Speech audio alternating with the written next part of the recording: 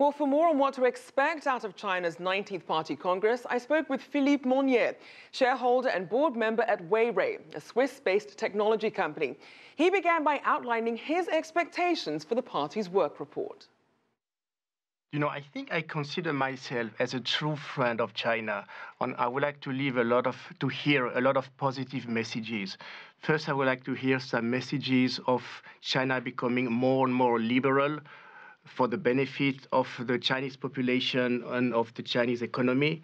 I would like also to hear that China will continue to be a stable country, and this means a country taking care of the environment, of inclusive growth, a country taking care of food safety, and so on. And also, I would like to hear a message whereby China continues to be a champion of globalization. Now, as we touch on some of the key economic and social policies that have really shaped China over the last 5 years, what really stands out to you are the ones that have really helped curb some of this fast-track growth that we saw as China is in this new normal? I think that China has a strong leadership, and China managed to keep the country in one piece, stable, and this is very important. I know that some people in the West criticize the fact that there is maybe a lack of check and balances in China, but we should not underestimate the benefit of stability for the wealth of a country and the well-being of a country. The second point is that the private sector in China start to be very strong, and companies like Alibaba, Tencent, Baidu are really playing a major role, a positive role in China.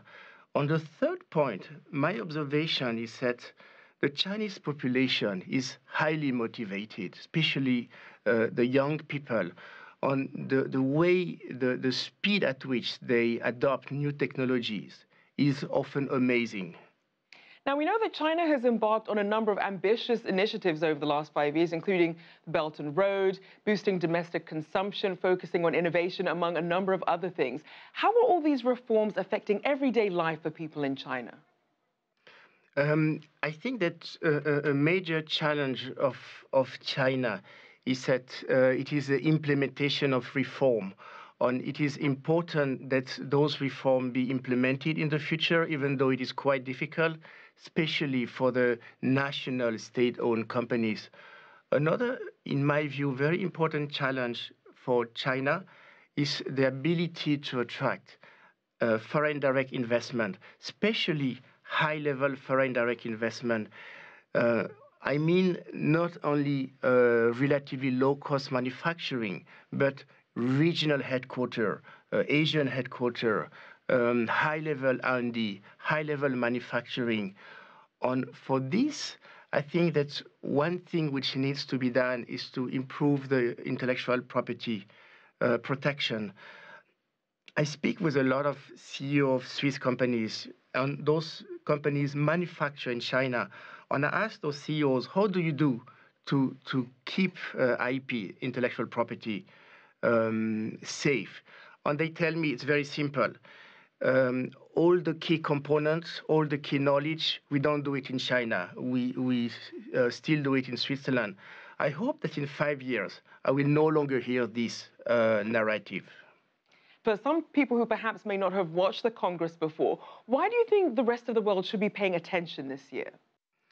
I think that we should pay attention every 5 years, not only this year, because obviously what happened in China has an enormous influence internationally, especially now that China has de facto become the leader of globalization.